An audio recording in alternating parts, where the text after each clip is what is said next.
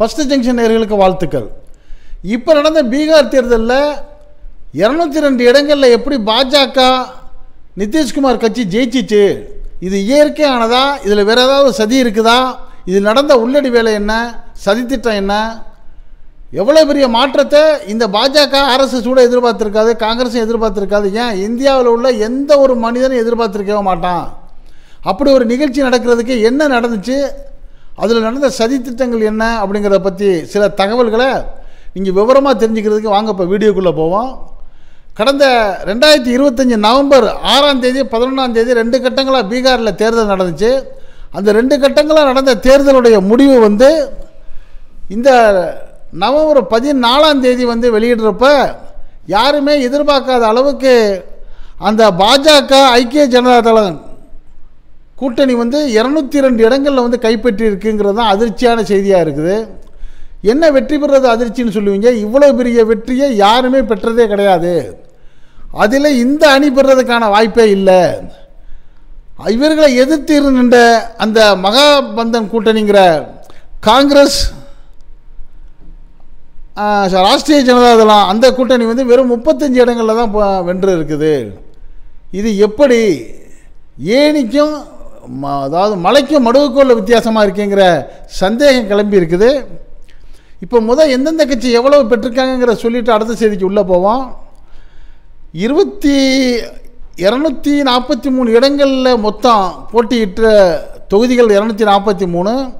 அதில் பாஜக வென்றது 89, ஜேடியு 85, எல்ஜேபிஆர் லோக் ஜனசக்தி 19, ஆர்எல்எம் 4, ஹெச்ஏஎம் 5, மொத்தம் 202. இது இந்த பக்கம். இவர்களை எதிர்த்து போட்டியிட்ட எதிர்கட்சி ஆர்ஜேடி, தேஜஸ்வி யாதவோட ஆர்ஜேடி 25, காங்கிரஸ் 6, இடதுசாரி 3, பிஎஸ்பி ஐஐபி 1, ஓவைசி அவர் தனியாக நின்று அவர் 5. இப்போ இதில் பிரசாந்த் கிஷோருங்கிற ஒருத்தர் பீகாருடைய விஜய், அவர் ஏன் பீகாருடைய விஜய்ங்கிறாருன்னா, இங்கே தமிழ்நாட்டில் தாவேகாவுக்கு அரசியல் வியூகமாக நான் வரேன்னு சொல்லிட்டு வந்தவர் என்ன பண்ணுறாரு, அங்கே போயிட்டு பீகாரில் தனி கட்சியை தொடங்குறாரு. அந்த கட்சிக்கு பேர் சன்சுராஜுங்கிற ஒரு கட்சியை திறந்து, நான் தான் இதில் நிறுவனர், வெற்றி பெற்றால் நான் தான் முதல்வர் என்று அறிவிச்சிட்டு 243 தொகுதியிலையும் போட்டியிட்டு பிரம்மாண்டமான வெற்றி பெறுறாரு. இந்த வெற்றியை எந்த ஒரு கட்சியும் அடையலை. அந்த வெற்றியுடைய எண்ணிக்கை 0. மயங்கி கலங்கி போயிட்டு என்ன பண்ணுறாரு, அந்த பிரசாந்த் கிஷோர் என்ன பண்ணுறாரு, தளர்ச்சி ஆகிட்டார். அநேகமாக கட்சியை கலைச்சிடுவார். இப்போ இந்த சூழ்நிலையில் அங்கே யார் முதலமைச்சர்? இதுவரைக்கும் முதலமைச்சராக இருந்துட்டு வந்த நிதிஷ்குமாரை வைப்பாங்களா, இல்லை ஒன்றை விட நாங்கள் 4 சீட்டு அதிகமாக வந்துட்டோம்னு சொல்லி பாஜக இதுவரை துணை முதல்வராக அந்த பீகாரில் இருந்த சாம்ராஜ் சௌத்ரியை வைக்குமாங்கிற போட்டி அங்கே உருவாகிருக்கு. இதே வேலையை மகாராஷ்டிராவில் ஆர்எஸ்எஸ் பாஜக செஞ்சிச்சு. அந்த வேலையை செய்து சிவசேனாவை ஓரங்கட்டுறதுக்கான முயற்சியை ஈடுபட்டாங்கன்றதை தெரிஞ்சுக்கிட்ட இந்த நிதிஷ்குமார் கட்சி ஆளுங்க என்ன பண்ணிட்டாங்க, இந்த ஐக்கிய ஜனதா தளம் சார்பில் போஸ்டர் வெளியிட்டிருக்காங்க. நேற்றும் முதலமைச்சர் நிதிஷ்குமார், இன்றும் அவர் தான் முதலமைச்சர், நாளையும் அவர் தான், ஏன் 2030க்கு பிறகும் அவர் தான் சொல்லி ஒரு போஸ்டர் வெளியிடுறாங்க. ஆனால் இதையெல்லாம் மாற்றி அமைக்கிறதுக்கான ஒரு திட்டத்தை அமித்ஷா வகுக்க ஆரம்பிச்சிட்டாருங்கிற செய்தி வர்றது ஒரு பக்கம். இன்னொரு பக்கம் நடுநிலையான அரசியல் நோக்கம் சொல்கிறாங்க, அதுக்கெல்லாம் வாய்ப்பு இல்லை. அப்படி ஒருவேளை நிதிஷ்குமாருக்கு முதலமைச்சர் பதவி கொடுக்காத ஒரு சூழ்நிலை ஏற்பட்டால், நிதிஷ்குமாருக்கு ஒரு இயற்கையான குணம் உண்டு, கங்காரு குணம். தாவறதில் அவர் மிகச்சிறந்த ஒரு பயிற்சியாளர். டபார்னு பல்ட்டி அடித்து என்ன பண்ணுவார், காங்கிரஸ்கிட்ட நீங்கள் அந்த 35 பேர் உங்கள் அணி எனக்கு ஆதரவு கொடுங்கப்பா, என்ன முதலமைச்சராக்குங்கன்னு சொல்லுவார். அப்படி ஒருவேளை காங்கிரஸ் அந்த கூட்டணி அவருக்கு ஆதரவு கொடுத்துட்டா, அப்போ 85 ஒரு 35 120, ஓவைசி ஒரு 5 125, இவர் முதலமைச்சர் அதுக்கு வாய்ப்பு இருக்குது. ஓவைசிக்கு கூட துணை முதலமைச்சர் கொடுத்துட்டாலும் கொடுத்துருவாருங்கிற மாதிரி ஒரு வித்தியாசமான பேச்சு அங்கே நடைபெற ஆரம்பிச்சிருச்சு. இப்படி எப்போவா இருந்தாலும் நான் தான் முதலமைச்சராக இருக்கணும் அப்படிங்கிற ஒரே நோக்கம் கொண்டுகிட்டு இருக்க நிதிஷ்குமார் மட்டும் எப்படி அதை சாதிக்கிறாருங்கிறப்ப 2005 அவர் என்ன பண்ணார், பெண்களை கவர ஆரம்பிச்சிட்டாரு. காரணம் பீகாருங்கிறது மிக வறட்சி மிகுந்த ஒரு மாநிலம். இன்றைக்கி தமிழ்நாடு எப்படி இருக்கோ, 50 வருஷத்துக்கு முன்னாடி தமிழ்நாடு எப்படி இருந்திருக்கும், அது மாதிரி தான் இன்றைக்கி 2025 பீகார் இருக்குது. சரியான ரோடு இல்லை, மின்சாரம் இல்லை, மருத்துவ வசதி இல்லை, வீடுகள் கிடையாது, குடிநீர் வசதி இல்லை, போக்குவரத்து இல்லை, தொலைத்தொடர்பு இல்லை, கல்வி இல்லை, எல்லாத்துலேயும் மட்டமாக இருக்குது.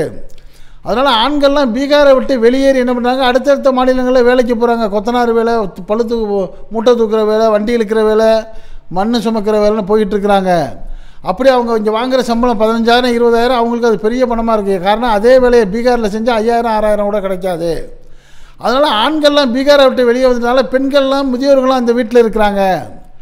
இப்போ தான் என்ன பண்ணுறாரு நிதிஷ்குமார் முடிவெடுக்கிறாரு, இங்கே இருக்கிற பெண்கள் தான் நம்மளுக்கு ஓட்டு போட போகிறாங்க, அவங்களுக்கு சாதகமாக நம்ம சட்டங்களை வகுக்கணும்னு சொல்லி 2005 திட்டம் போட்டு 10வது முறையாக முதலமைச்சராக போகிற இந்த நிதிஷ்குமார் என்ன பண்ணுறாரு, ஒவ்வொரு கட்டத்திலையும் பெண்களுக்கு சாதகமான சட்டங்களை போடுறாரு. அப்படி அவர் செய்தது தான் பள்ளிக்கூடம் சேர்கிற பெண்களுக்கு இலவச மிதிவண்டி கொடுத்தாரு, சுய உதவி குழுக்களை ஆரம்பித்தார், பெண் சிசு கொலையை தடுக்கிறதுக்கான திட்டம், முழுமையான மதுவிலக்கு கொண்டு வந்தார். இது உண்மையில் பாராட்டப்பட வேண்டிய விஷயம். அப்புறம் பல்கலைக்கழகம் வரைக்கும் இலவச படிப்பு, சுய தொழில் தொடங்குறதுக்கு 10,000 உதவின்னு ஒரு போடு போட்டார் பாருங்க. இதுதான் அவருக்கு பெரிய வரவேற்பாச்சு. அந்த எலெக்ஷன் அறிவிக்க போகிற தேதியை தேர்தல் கமிஷன் தான் அவங்க ஃப்ரெண்ட் ஆச்சுங்கல்ல. பாஜகவுக்கும் பாஜகவுடைய கூட்டணி கட்சிக்கும் தேர்தல் கமிஷன் எப்பவும் சகோதரனாக தானே செயல்படும். அது சொல்லியிருக்கோம், இந்த தேதி நாங்கள் அறிவிக்க போகிறோம், எதுவும் திட்டங்கள் அறிவிக்காத முன்னாடியே அறிவிக்கணுன்னே இவர் என்ன அறிவிக்கிறாரு, சுய தொழில் தொடங்க உதவிங்கிற பேரில் பெண்களுக்கு தலா 10,000 கொடுப்போன்னு அறிவிக்கிறாரு. அப்படி அறிவிச்சிட்ட பிறகு தேர்தல் தேதியை டிக்ளேர் பண்ணிட்டாங்க. எலெக்ஷன் போர்ட் ஆஃப் கான்டக்ட் வந்துருச்சு. அதுக்கு பிறகு அதை அவங்க செய்யக்கூடாது. இப்போ உதாரணமாக ஏற்கனவே திமுக ஆட்சி காலத்தில் கலைஞர் அவர்கள் வண்ண தொலைக்காட்சி இலவசமாக கொடுத்தாரு. கொடுத்துக்கிட்டு இருப்ப எலெக்ஷன் டிக்ளேர் ஆகிடுச்சு. உடனே தேர்தல் ஆணையம் நிறுத்து, கொடுக்காத அறிவிப்பு வந்துருச்சுன்னாங்க, நிறுத்திட்டாங்க. ஆனால் இப்போ என்ன சொல்லிடுச்சு தேர்தல் ஆணையம், அந்த 10,000 தேர்தலுக்கு முன்னாடியே அவர் அறிவிச்சிட்டார், அதனால் இப்போயே கொடுக்கலான்னு சொல்லி தேர்தல் அறிவித்த பிறகும் ஒவ்வொரு பெண்களுக்கும் அவங்க வீடு தேடி அவங்க கணக்குக்கு 10,000 ரூபா போன உடனே இது பீகார் மக்களுக்கு 10,000ங்கிறது நம்ம தமிழ்நாட்டு பெண்களுக்கு 10 லட்சம் கிடைச்ச மாதிரி ஒரே அடியாக குத்த ஆரம்பிச்சிட்டாங்க. ஆர்ஜேடிக்கு இந்த நிதிஷ்குமாருடைய வெற்றிக்கு இது ஒரு காரணம். அது மட்டும் இல்லாமல் மதுவிலக்கில் அவர் எடுத்த உறுதியான முடிவு. இப்படிலாம் இருக்கிறப்ப இந்த பக்கம் இந்த காங்கிரஸ் கூட்டணி என்ன பண்ணுச்சு, தேஜஸ்வி யாதவும் அந்த ஜன் ஸ்வராஜ் கட்சியோட பிரசாந்த் கிஷோர் என்ன சொல்லிட்டாங்க, மதுவிலக்கை தளர்த்துவோன்னு சொல்லி ஒரு அறிவிப்பு கொடுத்துட்டாங்க. இதுவும் தவறு. இதெல்லாம் இந்த எலெக்ஷன் ரிசல்ட்டுக்கு இருந்தாலும் அப்படியா இருந்தாலும் எல்லாரும் 120 130 140 வரும்னு தானே சொன்னாங்க. எப்படி 202 வருங்கிறப்ப பல நடுநிலையாளர்களுக்கு வரக்கூடிய சந்தேகம் என்னென்னா, இந்த ராகுல் காந்தி சொன்னது போல் ஓட்சோரி வாக்கு திருட்டு தான் காரணம். கிட்டத்தட்ட 65 லட்சம் வாக்காளர்களை இந்த எஸ்ஐஆரில் திருடி இல்லாமல் ஆக்கினாங்கல்ல. அதில் குறிப்பாக கிட்டத்தட்ட 29 தொகுதிகளில் முஸ்லீம்கள் வாழக்கூடிய தொகுதியில் இருந்த முஸ்லீம்கள் அவ்வளோ பேரையும் நீக்கிட்டாங்க. கிட்டத்தட்ட ஒரு தொகுதி வெற்றி விகிதம் 500 ஓட்டுலாம் வித்தியாசங்கள் வந்திருக்கு, ஜெயிப்பு வந்திருக்குது. அப்போ ஒரு தொகுதியில் 4,000 ஓட்டு 5,000 ஓட்டு நீக்கினாலே, முஸ்லீம்களை நீக்கினாலே ஆட்டோமேட்டிக்காக அந்த காங்கிரஸும் அந்த தேஜஸ்வி யாதவும் தோல்வியாகிறதுக்கான வாய்ப்பு இருக்குது. அந்த வேலையை செஞ்சிட்டாங்க. ஒன்று.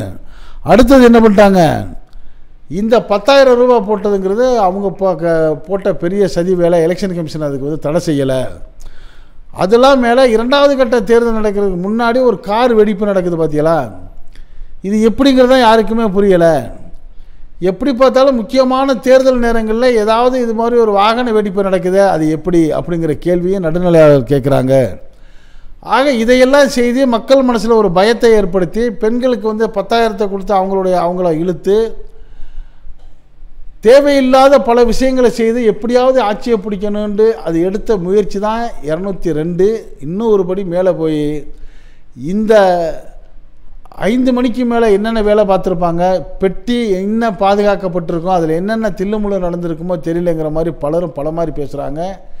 நிச்சயமாக நேர்மையான முறையில் தேர்தல் நடந்திருக்க வாய்ப்பே இல்லை.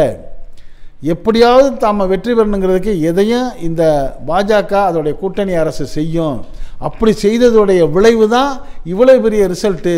இதை ஆராய்ச்சி பண்ணுறது மட்டும் இல்லை, இதையெல்லாம் பாடமாக எடுத்துக்கிட்டு வரக்கூடிய 2026 தேர்தல் வரக்கூடிய தமிழ்நாடு, கேரளா, மேற்கு வங்காளம் போன்ற மாநிலங்கள்லாம் மிக எச்சரிக்கையாக இருக்கணும் அப்படிங்கிற ஒரு தகவலை தான் இன்றைக்கி கூட தமிழ்நாடு முதலமைச்சர் மாண்புமிகு மு.க. ஸ்டாலின் அவர்கள் சொல்லியிருக்காரு. காரணம் தமிழ்நாடு படித்தவர்கள் அதிகமாக இருக்கக்கூடிய மாநிலமாக இருக்கிறதுனால இங்கே அந்த ஜம்பம் ஜெயிக்காது என்று இருந்தாலும் இன்னும் வேறு ஏதாவது புதிய புதிய திட்டங்களை போடக்கூடிய அந்த ராஜதந்திரம் அவங்கள்ட்ட தான் இருக்குது. அதை எப்படியாவது கவனித்து அக்கறையோடு விழித்திருந்து நம்ம முறியடிக்கணுங்கிறது தான் பொதுமக்களுடைய வேண்டுகோளும் கோரிக்கையாகவும் கருத்தாகவும் இருக்குது. இது பற்றிய உங்களுடைய கருத்துக்களை இந்த ஃபர்ஸ்ட் ஜங்ஷன் கமெண்ட் பாக்ஸில் கமெண்ட்ஸ் பண்ணுங்கள். இந்த செய்தி பிடிச்சிருந்தால் இதுக்கு ஒரு லைக் கொடுங்க. இதே போன்ற அரசியல் செய்திகள் எந்த விதமான இடைச்சல்களும் இல்லாமல் உள்ளது உள்ளபடி உங்கள் வீட்டுக்குள்ளே 4 சுவர்களுக்குள்ளே வந்து சேர்க்க இதுவரை நம்ம ஃபர்ஸ்ட் ஜங்ஷன் சேனலுக்கு சப்ஸ்கிரைப் பண்ணாதவங்க சப்ஸ்கிரைப் பண்ணுங்கள். மறக்காமல் பக்கத்தில் இருக்க பெல் ஐக்கானை கிளிக் பண்ணுங்கள். அப்போ தான் நம்ம போடக்கூடிய ஒவ்வொரு செய்தியும் உங்கள் நோட்டிஃபிகேஷன் காட்ட நீங்கள் விரும்பியதை பார்க்கலாம். இன்று இணைந்திருப்போம். உங்கள் அன்பன் அஷ்ரஃப் அலி. நன்றி, வாழ்த்துக்கள்.